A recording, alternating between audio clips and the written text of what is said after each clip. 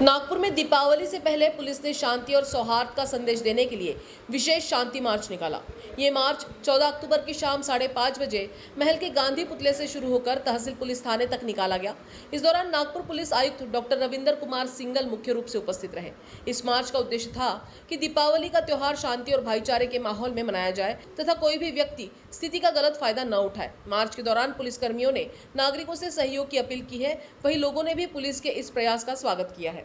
आमच्या routine visit होता इथे, म्हणजे आमचे अधिकारी सगळ्यांनी जे योजना इथे तयार केलेली आहे, आमची जे पेट्रोलिंग राहील, सध्या मोठी संख्यामध्ये इथे लोक येतात व्हिजिट करायला किंवा खरेदीसाठी, तर ही सगळे आपण चेक करत राहतो वेळोवेळी।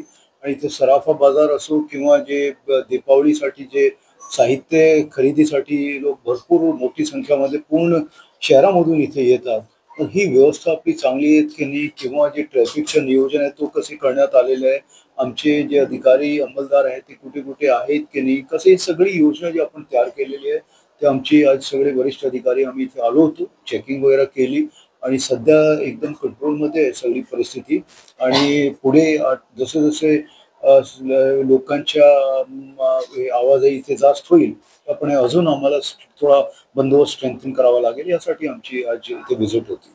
सराफा मार्केट असो किंवा इतर जे आहेत सगळ्या, कारण 3-4 मोठे मोठे इथे बाजार आहे जे भरतात आणि बाकी जे विक्रेते आहे ते पण फुटपाथवर पण येतात आणि त्याच्यामुळे इतर अडचण होतात। ही सगळी गोष्टी आपण बघतो आहे आणि स्पेशली जे सराफा बाजार तुम्ही म्हणाले तर तिथे आमची व्यवस्था आहे। तिकडे जे सराफा असोसिएशन त्यांच्यासोबतही आमची मीटिंग झालेली, आमच्या अधिकाऱ्यांनी त्यांच्यासोबत मीटिंग केलेली आहे की असा कुठलाही अनुचित माणूस जर दिसला किंवा अनुचित प्रकार काही घडला तर त्याच्याबद्दल माहिती देणे त्यांची जिम्मेवारी आहे।